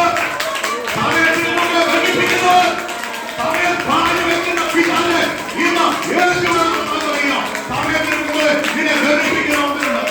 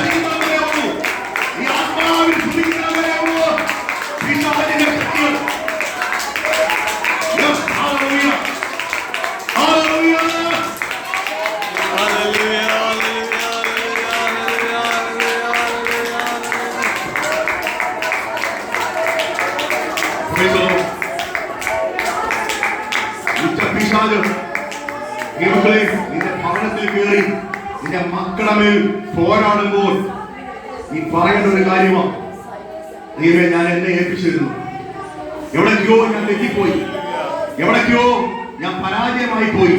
എന്നാൽ ഇന്ന് ഞാൻ മടങ്ങി വരിക കർത്താവേ, ഇന്ന് ഞാൻ മടങ്ങി വരിക. പന്നിക്കുഴി കിടന്നവരോട് അപ്പൻ ഇടപെട്ടപ്പോൾ അവൻ പറയുക, എന്റെ അപ്പന്റെ ഭവനത്തിൽ എത്ര വേലക്കാർ നിന്ന് കുടിക്കുന്നു, അതുകൊണ്ട് ഞാൻ അവന്റെ വേലക്കാരനായി ഇരിപ്പാൻ ഞാൻ അവനെക്കൊണ്ട് പോകുക. അതെ, നിന്നെ വേലക്കാരനാക്കുന്നവരല്ല, നിന്നെ മകനാക്കുന്നവരാ, നിന്നെ മകനാക്കുന്നവരാ. ഏറ്റുമായ സഹോദര, ഏറ്റുമായ സഹോദരിയെ, നിന്നെ മകനാക്കുന്നവർ, ഓ നിന്റെ അപ്പൻ നിന്നെ വേലക്കാരനാക്കുക, അവന്റെ മകനാക്കുക.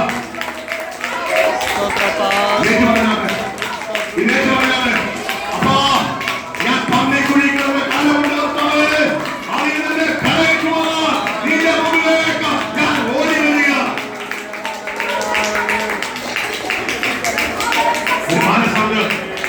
ഒരു മാനസാന്തരം ഊഹിക്കുന്നത്, നിന്നെ പന്നിക്കുഴി കടത്തി ദൂഷ്ട പിശാച് പാപത്തിന്റെ ദാസനാക്കി നിന്നെ പന്നിക്കുഴി കടത്തിയെടുത്ത പിതാവ് കാണുന്നുള്ളതിന് അവന്റെ മടങ്ങി വരവായി കാത്തിരിക്കുക. മടങ്ങി വന്നാൽ പന്നിക്കുഴിയിൽ നിന്നെ കരയാക്കി പൂക്കളാക്കി നിന്നെ മാറ്റാൻ പോകുക. നിന്റെ ഭയം മാറ്റാൻ പോകുക, നിന്റെ ഭീതി മാറ്റാൻ പോകുക, നിന്റെ രോഗം മാറ്റാൻ പോകുക, നിന്റെ വേദന മാറ്റാൻ പോകുക. ഒന്ന് പൂക്കളുടെ മുമ്പിലേക്ക്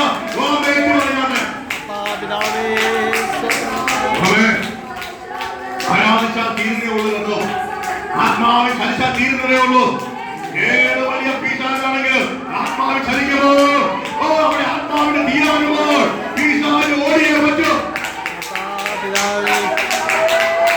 ആരാധനയുടെ മണ്ഡലങ്ങൾ വളർന്നു പോയില്ലേ, ആരാധന കുറഞ്ഞു പോയില്ലേ, പ്രാർത്ഥന കുറഞ്ഞു പോയില്ലേ, അതാണ് ഈ സ്ഥലത്തോ. ഇതിലേക്കൊന്ന് മടങ്ങി വരുവാൻ പരിശുദ്ധാത്മാവ് പറയുക. ആ പ്രാർത്ഥനയിലേക്കൊന്ന് മടങ്ങുക, ആരാധനയിലേക്കൊന്ന് മടങ്ങുക, ദൈവവചനത്തെ ധ്യാനിക്കുമ്പോൾ അതിലേക്കൊന്ന് മടങ്ങുക, ദൈവത്തിനെ കേൾക്കുമ്പോൾ ഹൃദയത്തിൽ രൂപാന്തരപ്പെടുത്താൻ വിട്ടുകൊടുക്കുക. പൗലോസിന്റെ ഭാഷയിൽ പറഞ്ഞ മാനസമൊന്ന് പുതുക, മാനസമൊന്ന് പുതുക, രൂപാന്തരപ്പെടാൻ ആഗ്രഹിക്കുക. ദൈവത്തിന്റെ പരിശുദ്ധാത്മാവ് പറയുക, അത്രേ ചെയ്യുമ്പോൾ നിന്റെ മുന്നിലേക്ക് സമയത്തിന് മുമ്പ് ഇറങ്ങി വരുന്നവരുടയവൻ നിന്നെ നോക്കി ഉയരയിരിക്കുന്നു.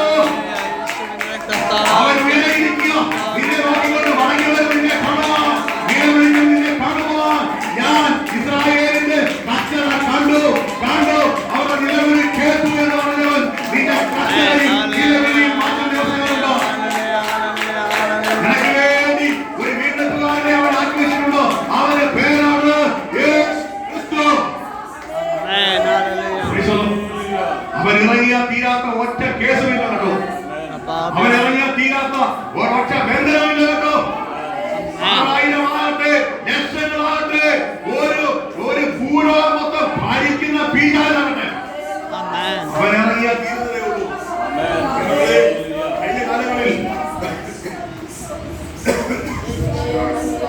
കഴിഞ്ഞ കാലങ്ങളിൽ ഇവിടെ വന്നതൊക്കെ പറഞ്ഞ വാക്ക് നിങ്ങൾ കേട്ടിട്ടുണ്ടോ?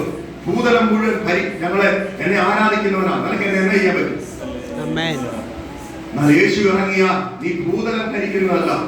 നമുക്കറിയാം, എഫെസോസിൽ പൗലോസ് എന്നപ്പോ അവിടെ ആർത്തിമസ് ദേവിക്ക് ജയ് വിളിക്കുന്ന ഒരു വലിയ കൂട്ടത്തെ കണ്ടുകൊണ്ട് പൗലോസ് കേട്ടില്ല. ഇംഗ്ലീഷ് ഡയാന ദേവി എന്ന് പറയുന്ന അവളെ കണ്ടിട്ട് അവളെ കുറിച്ച് ഇങ്ങനെയാ പറയുന്നത്, ഭൂതലം മുഴുവൻ ഭജിക്കുന്നവള്. എന്നാൽ നീ എവിടെ പോയി പിശാചേ? കർത്താവിന്റെ ദാസൻ അവിടെ വരുന്നവരേ ഉള്ളൂ. തന്റെ 3ാം മിഷൻ യാത്രയിൽ താൻ എഫെസോസിൽ കയറി കർത്താവിന്റെ ആത്മാവിൽ അസാധാരണമായ പ്രവൃത്തികളെ ചെയ്തു. ഈ ആർത്തിമസ് ദേവിയുടെ നാമത്തിൽ ആചാരങ്ങളും മന്ത്രവാദങ്ങളും ചെയ്തുകൊണ്ട് ഏകദേശം 50,000 വെള്ളി കാശ് വിലയുള്ള, ഇന്നത്തെ ഏകദേശം 5 കോടിയോളം രൂപയുള്ള ഈ മന്ത്രവാദ പുസ്തകങ്ങളും മന്ത്രവാദത്തിന്റെ ആചാരത്തിന്റെ പുസ്തകങ്ങൾ കത്തിച്ചു കളയുവാൻ ദൈവത്തിന്റെ സമയമായപ്പോൾ സംഭവിച്ചെങ്കിൽ ഇന്ന് വളരെക്കാലം ഞാൻ പറയട്ടെ, ദേശത്തെ നോക്കിക്കൊണ്ട് ഞാൻ വിളിച്ചു പറയട്ടെ, ഓ ഈ യേശു ഇറങ്ങുന്നതേ ഉള്ളൂ. ഇവിടെ മന്ത്രവാദവും ആചാരവും അന്യാത്മികം ചെയ്യുന്നത് അത് കഴിയുമ്പോൾ തീരും. യേശുവേ, നീ ഈ ദേശത്തെ ഇറങ്ങിയിട്ടില്ല, ഇന്ന് ഇറങ്ങിയാൽ തീരാനുള്ളതേ ഉള്ളൂ. ഇവിടെ പാപത്തിൽ കിടക്കുന്ന ജനത്തെ അവന്റെ മനസ്സിലേക്ക് യേശു ഇടിച്ചു കയറി അവന്റെ മേൽ വ്യാപരിക്കുന്ന പിശാചിന്റെ ശക്തിയെ വെട്ടി ഒരു സ്വാതന്ത്ര്യം കൊണ്ടുവരുവാൻ നമുക്ക് പ്രാർത്ഥിക്കാം. Amen. Hallelujah. നിന്റെ ഭവനത്തെ പോരാടുന്ന ഈ ശക്തി ഈ ദേശത്ത് ഉയർന്നിരിക്കുന്ന കാലം നിന്റെ ഭവനങ്ങളിൽ പോരാട്ടം ഉണ്ടാകും. ഞാൻ പറഞ്ഞല്ലോ, ഇതിനെതിരെ വെല്ലുവിളിച്ച എന്റെ ശരീരത്തിൽ പോലും പോരാടുന്നുണ്ടെങ്കിൽ ഞാൻ പറയട്ടെ, ഇത് നമ്മൾ ഇതിനെ തകർക്കാതിരുന്നാൽ, നമ്മൾ ഇതിനെ ഓടിക്കാതിരുന്നാൽ ഇത് വീണ്ടും ശക്തി പ്രാപിക്കും. അതുകൊണ്ട് ഇന്ന് ഇവന്റെ ആംഗ്യം കുറിക്കുന്ന ദിവസമായിട്ടുണ്ട്. Amen. Hallelujah. Hallelujah. പ്രാർത്ഥിക്കാത്തവരുടെ ദൈവങ്ങൾ, പ്രാർത്ഥിക്കാത്തവരുടെ സന്ധ്യാപ്രാർത്ഥനകളിൽ, രാവിലെയുള്ള പ്രാർത്ഥനകളിൽ, രാത്രിയുള്ള പ്രാർത്ഥനകളിൽ പറഞ്ഞ് ഈ അന്ധകാര ശക്തി യഥാർത്ഥ യേശു മരണം വരെ ആ ശവക്കോട്ടയിൽ ഒറ്റ ആൾക്ക് വരാൻ കഴിയാതെ അവരെ ഓടിച്ചു. പക്ഷേ യേശു വന്നു കഴിഞ്ഞപ്പോൾ അവൻ പറയുക, സമയത്തിന് മുമ്പ് എന്നെ ദണ്ഡിപ്പിക്കരുത്. പിശാചല്ല വലിയവൻ, പിശാച് ഏറ്റവും കൃപയാണ്. യേശുവിന്റെ നാമം പറയുന്നിടത്ത് ഇവനെ ഓടുകയാണെങ്കിൽ ഇവനെ ഞാൻ വിളിക്കുന്ന പേര് വെറും കൃപയെന്ന്. കാരണം യേശുവിന്റെ നാമം ഉച്ചരിക്കുന്നിടത്ത് ഇവന് നിൽക്കാൻ കഴിയുന്നില്ലെങ്കിൽ ഇവന്റെ ശക്തിക്ക് എന്ത് വിലയുണ്ട് ദൈവങ്ങളെ? അതുകൊണ്ട് ഇവനെ പേടിക്കരുത്, ഇവന്റെ ശക്തിക്ക് ഒരു വിലയുമില്ല. ഇന്ന് നമ്മുടെ യേശു കർത്താവിന്റെ നാമത്തിന് ഉയരത്തിലും ഭൂമിയിലും സകല മണ്ഡലങ്ങളിലും യേശുവിന്റെ നാമത്തിനെ വിലയുള്ളൂ, വേറെ ഒരു നാമത്തിനും വിലയില്ല. അതുകൊണ്ട് ആ വിലയുള്ളവനെ, ആ വിലയേറിയവനെ നിന്റെ ഉള്ളിൽ കിട്ടിയത് കൊണ്ട് നീ എത്ര സന്തോഷവാനായിരിക്കണം. ഭയപ്പെടരുത്, പേടിക്കരുത്. പിശാചിനെ താത്താൻ കഴിയുന്ന ഒരു നിമിഷമേ ഉള്ളൂ കേട്ടോ. അത് കഴിയുമ്പോൾ അവൻ ഇറങ്ങിയാൽ തീരുന്നതേ ഉള്ളെന്നാണ് ഇന്ന് പറയുന്നത്. ഞാൻ ഇറങ്ങിയാൽ തീരുന്ന കേസേ ഉള്ളൂ, അവനൊന്ന് ഇറങ്ങിയാൽ തീരുന്ന കേസേ ഉള്ളൂ. അവനെ ഇറക്കുക എന്നുള്ളത് നിന്റെ ഉത്തരവാദിത്വം. നീ പ്രാർത്ഥിക്കണം, ആരാധിക്കണം, ദൈവവചനം ധ്യാനിക്കണം, വചനം നിന്റെ ഉള്ളിൽ സ്റ്റോറേജ് ചെയ്യണം. വചനം ആത്മാവാകുന്ന വാളാണെങ്കിൽ വചനം കൊണ്ട് വെട്ടാനുള്ള കൃപ നിന്റെ മേൽ ഇന്ന് മണൽക്കാലം വരണം. നമുക്ക് പ്രാർത്ഥിക്കാം. സമയമായല്ലോ. ഞാൻ മദറിനെ ഞാൻ ഇന്ന് ഒത്തിരി വേദനിപ്പിക്കുന്നില്ല. ഒത്തിരി ഞാൻ നിങ്ങളെ എനിക്ക് ഒത്തിരി നേരം ഇങ്ങനെ ആത്മാവ് ചലിക്കാൻ കർത്താവ് എനിക്ക് കൃപതരുത്. ഓരോരോ വചനങ്ങളെ കാണിക്കാൻ ഞാൻ ഈ പറഞ്ഞ ബാക്കി ഞാൻ തീർത്തില്ല. അതൊന്ന് വായിച്ചു തീർന്ന ശേഷം ഞാൻ ഇരിക്കാൻ ആഗ്രഹിക്കാം. വായിച്ചാട്ടെ. ഇപ്പൊ നമ്മൾ വായിച്ച 14 ആ 19 വായിച്ചു.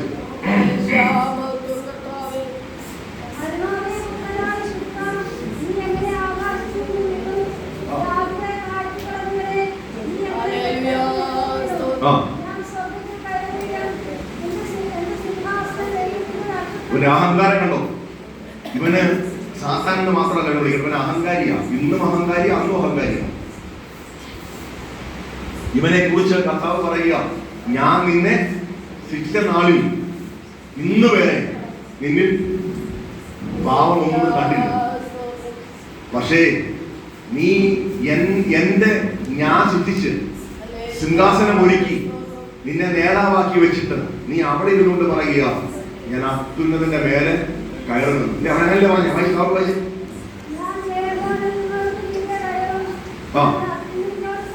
ഞാൻ മേഘോന്നതങ്ങൾക്ക് മേലെ കയറും. ഇന്ന് ചിലർക്ക് അഹങ്കാരം ഉണ്ടെങ്കിൽ ഓർത്തോ ഇവൻ ആ സാധാരണ പിടി കിടക്കുക. ഇത് കുറെ നേതാക്കന്മാർക്ക് അഹങ്കാരമാണ്, അവരുടെ മുമ്പിൽ ചെല്ലാൻ പറ്റത്തില്ല. ഒരു ലോക അധികാരി എത്രയോ പാവപ്പെട്ടതാണ് അറിയാമോ? ഇന്ന് ഈ ആത്മീയ അധികാരികളുണ്ടല്ലോ, ആത്മീയ അധികാരികൾ ഇമാര് മഹാ അഹങ്കാരികളാണ്. ഇമാർ അവിടത്തേക്ക് ചെല്ലു കഴിഞ്ഞാൽ ഇമാർ കൊല്ലും, വായിക്കൊണ്ട് ആ മനുഷ്യനെ അടിച്ചു കൊല്ലും. സമാധാനപ്പെടുത്തേണ്ട ഈ അധികാരികൾ, ഈ നമ്മളെ ഭരിക്കുന്ന, നമ്മുടെ ആത്മീയ കോളത്തെ ഭരിക്കുന്ന അധികാരം എന്ന് പറയുന്നവർ ഇവന്മാരുടെ ചെല്ലാൻ പറ്റിയല്ല. ഇവർക്ക് അഹങ്കാരമോ, അധികാരത്തിന്റെ അഹങ്കാരം, അധികാരത്തിന്റെ മത്ത്. എന്നാൽ യേശു സകല ലോകത്തിന്റെയും അധികാരിയാണ്. ഇങ്ങനെയാ പറഞ്ഞത്, സ്വർഗത്തിലും ഭൂമിയിലും അധോലോകങ്ങളിലും സകല മുഴങ്കാലും യേശുവിന്റെ മുമ്പിൽ മടങ്ങും. പക്ഷേ യേശുവിന്റെ അടുത്തേക്ക് വരുമ്പോ യേശു പറയുക, ഭാരം ചുമക്കുന്നവരുമായുള്ളവരെ എന്റെ അടുക്കൽ വരും എന്ന് പറഞ്ഞ ഒരു നേതാവുണ്ടെങ്കിൽ അത് ഞാനും നീയും ആരാധിക്കുന്ന കർത്താവാണ്. അവൻ പറയുക, ഞാൻ സൗമ്യതയും താഴ്മയുള്ളവനാകിയാൽ എന്റെ മുഖമേറ്റ് എന്നോട് പഠിക്കാൻ. നമ്മുടെ നേതാവിന് സൗമ്യത അല്ലേ? നമ്മുടെ നേതാവ് ആരാ? സൗമ്യതയും താഴ്മയുള്ളവനാണ്. എന്നാൽ ഇന്ന് യേശുവിന്റെ നേതാക്കന്മാരായിരിക്കുന്നവന്മാർക്ക് ഇത് കാണാനേ ഇല്ല. ഇവന്മാരുടെ അഹങ്കാരം കണ്ടാൽ ദൈവങ്ങളെ ഈ സ്റ്റേജിൽ നിൽക്കുമ്പോൾ എനിക്ക് ഇത് നിങ്ങളോട് ചിലപ്പോൾ ശക്തമായി നിങ്ങളോട് പറയേണ്ടതായിട്ട് വരും. കാരണം ഞാൻ ഈ സ്റ്റേജിൽ നിൽക്കുമ്പോൾ കർത്താവിന്റെ സ്ഥാനം നിൽക്കുക. അപ്പൊ എനിക്ക് നിങ്ങളോട് വഴക്ക് പറയേണ്ടി വരും. അച്ഛനെ എങ്ങനെ കാണിക്കുമ്പോൾ വഴക്ക് പറയേണ്ടി വരും. പക്ഷേ ഈ സ്റ്റേജിൽ ഇറങ്ങിയതിനു ശേഷം ഞാൻ ഒരാളോടും ഇന്ന് വരെ ഒരു പാസ്റ്ററുടെ അഹങ്കാരം ഞാൻ കാണിച്ചിട്ടില്ല. എല്ലാവരോടും സ്നേഹവും താഴ്മയും ആ കെട്ടിപ്പിടിക്കുന്ന അനുഭവമാണ് നിങ്ങളുടെ മുമ്പിൽ. കാരണം എന്റെ കർത്താവ് എന്നെ പഠിപ്പിച്ചത് അങ്ങനെയാണ്. യേശു വചനം പ്രസംഗിക്കുമ്പോൾ ആരെ മുഖം നോക്കാറില്ലായിരുന്നു. അവൻ ശാസ്ത്രിമാരെയും പരീക്ഷന്മാരെയും മഹാപുരുഷന്മാരെയും വിളിച്ച പേര് വെള്ളയച്ച സൗകര്യന അല്ലേ? പക്ഷേ അവൻ പറയുക, ഞാൻ എന്നെ തേടി വരുന്നവന്റെ മുമ്പിൽ ഞാൻ സൗമ്യതയും താഴ്മയും ഉള്ളവനാണ്. അതുകൊണ്ട് നമുക്ക് അഹങ്കാരത്തിൽ പിശാച് വിലസുമ്പോൾ നീ മൗനമായിരിക്കരുത്. നീ അവനെ വെട്ടി ഉന്നതങ്ങളിൽ നിന്ന് താഴെ ഇട്ടവൻ നമ്മുടെ ഉന്നതങ്ങളിൽ വസിക്കുന്നുണ്ട് നമുക്ക് വേണ്ടി.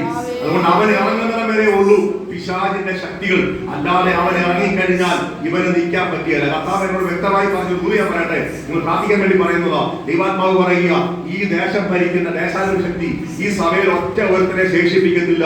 ഈ സഭയിൽ ഒരു വിശ്വാസിയും വിശുദ്ധിയിലും വേർപാടിലും നടക്കാൻ സമ്മതിക്കത്തില്ല.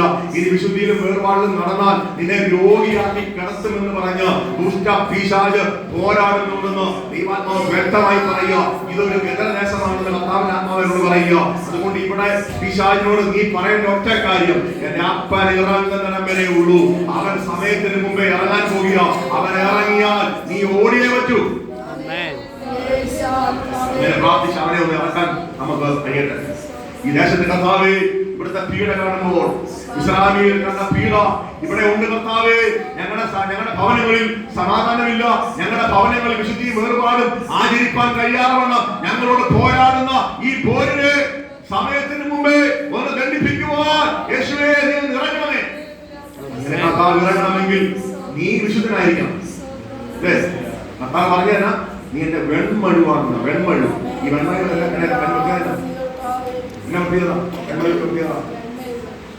വെണ്മയുള്ളവനാ, ശോഭയുള്ളവനാ. ആരുടെ ശോഭ? കർത്താവിന്റെ ശോഭയുള്ളവനാ. അവനെയാണ് കർത്താവ് ഉപയോഗിക്കുന്നത്. അല്ലാതെ കീടം പിടിച്ചു കിടക്കുന്ന ഇരുമ്പ് ആർക്കും വേണ്ട. അല്ലേ? കീടം പിടിച്ച ഇരുമ്പിനെ ഒന്നും കർത്താവ് വെട്ടാൻ ഏൽപ്പിക്കത്തില്ല.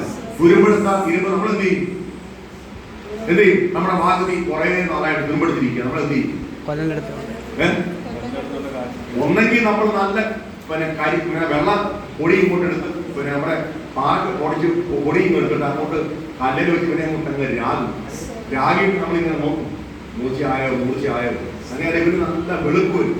കറുത്ത് കിടന്ന് നല്ല വെളുത്ത കളറായി മാറും, വെണ്മയുള്ളതായി മാറും.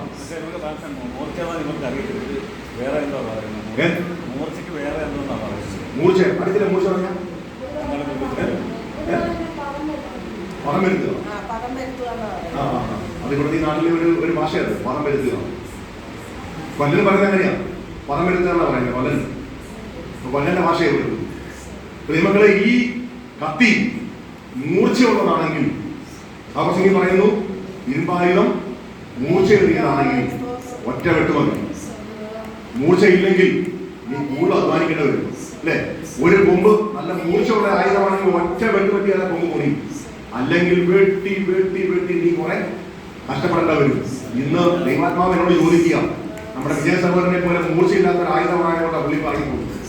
അത് പെട്ടെന്ന് മുറിക്കാൻ പറ്റില്ല. മേൽസവരിക്ക് മൂർച്ചയുണ്ടോ? ഉണ്ടെങ്കിൽ ഒറ്റ വെട്ട് വെട്ടിയാൽ മതി. ആ നേഷനാക്കി ഓടും. കാരണം നിന്നെ മൂർച്ചയോടനാക്കി വെച്ചവനുണ്ട്. അവൻ പറയുക, നീ എന്റെ കയ്യിലെ വെൺമഴുക, എന്റെ യുദ്ധം നടത്തുവാൻ ഞാൻ നിന്നെ ഉപയോഗിക്കുന്നത്. മാത്രമല്ല പറയാ, നിന്നെ കൊണ്ട് ഞാൻ ശത്രുവിന്റെ തലയെ തകർക്കും. മക്കളെ, ഇത് തകർക്കാനാണ് കർത്താവ് നമ്മളെ ആക്കിയിരിക്കുന്നത്. അതുകൊണ്ട് നമുക്ക് അങ്ങനെ ആയി മാറാം. കർത്താവ് നമ്മെ അനുഗ്രഹിക്കട്ടെ. കേട്ട വചനം നമ്മുടെ ജീവിതത്തിൽ മറക്കാനില്ല. ഇന്ന് കർത്താവിന്റെ ആത്മാവ് പറയാ, സഭയിലേക്ക് ചെന്ന് വരാൻ കർത്താവിന് ആഗ്രഹമുണ്ട്. ഈ സഭ നിറയണം കർത്താവിന് ആഗ്രഹമുണ്ട്. പക്ഷേ അന്ധകാരശക്തി ഒരിക്കൽ എന്നെ കാണിച്ചു. ഈ സഭ നിറഞ്ഞിട്ട് എന്റെ കാലിന്റെ അടിയിൽ പോലും ജനം വന്നിരിക്കുന്ന കർത്താവ് എന്നെ കാണിച്ചു. പക്ഷെ അങ്ങനെ സംഭവം ഉണ്ടായി. പക്ഷെ എല്ലാത്തിനെയും ഭിന്നിപ്പിച്ച് സ്വഭാവദൂഷ്യം വരുത്തി അങ്ങോട്ടും ഇങ്ങോട്ടും തമ്മിലടിച്ച് എന്നെ ഇറങ്ങിപ്പോയി. ഞാൻ പിന്നെ അതിൽ ഭാരപ്പെടുന്നില്ല. പോയതൊക്കെ ഗുണം പിടിക്കാതെയാണല്ലോ പോയത്. എന്നാൽ ഇനി ചിലരെ കർത്താവ് ചില മൂലയിൽ നിന്ന് കൊണ്ടുവരാൻ കർത്താവ് ആഗ്രഹിക്കുന്നുണ്ട്. ഈ ദേശത്ത്, ഈ പേരാവൂരിന്റെ മണ്ണിൽ നിന്ന് അതുപോലെ മർദ്ദനയിൽ നിന്ന്, അവരെ കേരളത്തിൽ നിന്ന്, കണിച്ചാറിൽ നിന്ന്, അതുപോലെ എല്ലാ ഭാഗങ്ങളിൽ നിന്ന് ചില ജീവിതങ്ങളെ ഇവിടെ കൊണ്ടുവരാൻ കർത്താവിന് ആഗ്രഹമുണ്ട്. അതുകൊണ്ട് എന്റെ കർത്താവെ നീ ഒന്ന് ഇറങ്ങി വന്നോ, ഒന്ന് ഞങ്ങൾക്ക് വേണ്ടി യുദ്ധം ചെയ്യുവാൻ ആർക്ക് പറയാൻ പറ്റും? പറഞ്ഞാൽ ഇന്ന് കർത്താവ് ഇറങ്ങാൻ പോകുകയോ നമുക്ക് വേണ്ടി. എന്നാൽ നമ്മളിൽ ഉണ്ടാകേണ്ട ഒരു കാര്യം പാട്ടുകാരൻ പറയുന്നുണ്ട്. ആത്മബലത്താലെ നാം കോട്ടകൾ തകർത്തിടാം, രോഗം ദുഃഖം മാറിയിടും യേശുനാമത്തിൽ. ജയം നമുക്കവകാശമേ. ആത്മബലത്താൽ നാം കോട്ടകൾ തകർത്തിടാം, രോഗം ദുഃഖം മാറിയിടും യേശുനാമത്തിൽ. ഇനി തോകമില്ല, ജയം നമുക്കവകാശമേ. കാലമേറെ ഇനി ഞാൻ നിൽക്കുന്നില്ല. നമ്മുടെ സഹോദരന്മാരെയോ ആശാരിയോ ഏൽപ്പിക്കാം. അവർ ശക്തമായി ആരാധിക്കും. കർത്താവ് നിങ്ങളെ ആരാധിക്കേണ്ട ഈ പാട്ട പാടി ആരാധിക്കാൻ പോലെ ദേശത്തിന് വേണ്ടി മക്കളെ നിങ്ങൾ ഉഴപ്പരുത്. ബിരിയാണി മറക്കുക. ബിരിയാണി നമുക്ക് ഒരു മണിക്ക് കഴിക്കാൻ പറ്റും. മണിയോ സഹോദരി ഇടയ്ക്കിടയ്ക്ക് ഇങ്ങനെ പരിഹരിക്കുന്നുണ്ട്. അവിടെ നിന്ന് ധ്യാനമാണ് ഇങ്ങോട്ട് വരുന്നുണ്ട്. പക്ഷേ സമയം കഴിഞ്ഞാലും നമ്മുടെ മധ്യപ്രദേശിലെ നടക്കാനുള്ള എല്ലാ കാര്യങ്ങളും നമ്മുടെ കാവേരി അമ്മ ഒരുക്കി വെച്ചിട്ടുണ്ട്. മധ്യപ്രദേശ് ശരിക്കും നടക്കി. ഇവിടെ ഇപ്പം നമ്മുടെ മധ്യപ്രദേശല്ല നടക്കേണ്ടത്, നമ്മുടെ ശരീരം അറിയേണ്ടത്. അത് നമ്മൾ ആത്മാവിൽ നിറയാൻ പോകുകയാണ്. ആത്മാവിൽ നിറഞ്ഞാൽ ബാക്കിയെല്ലാം കർത്താവ് നിറയ്ക്കും. നമുക്ക് ഒരുമിച്ച് കർത്താവിനെ പാടി ആരാധിക്കാൻ നിങ്ങൾ നമ്മളെ സഹായിക്കണം. നിങ്ങൾ എല്ലാവരും കർത്താവിന്റെ നാമത്തിൽ ഞാൻ അനുഗ്രഹിച്ചുകൊണ്ട് ഞാൻ നിർത്തുന്നു. കർത്താവ് നമ്മളെ അനുഗ്രഹിക്കുന്നു.